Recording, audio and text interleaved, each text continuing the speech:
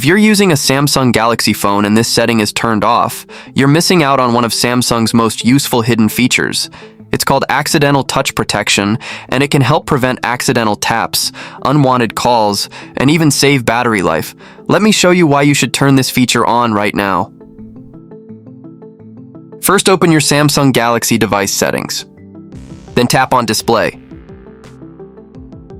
Then scroll down and find Accidental Touch Protection. Then turn on right now.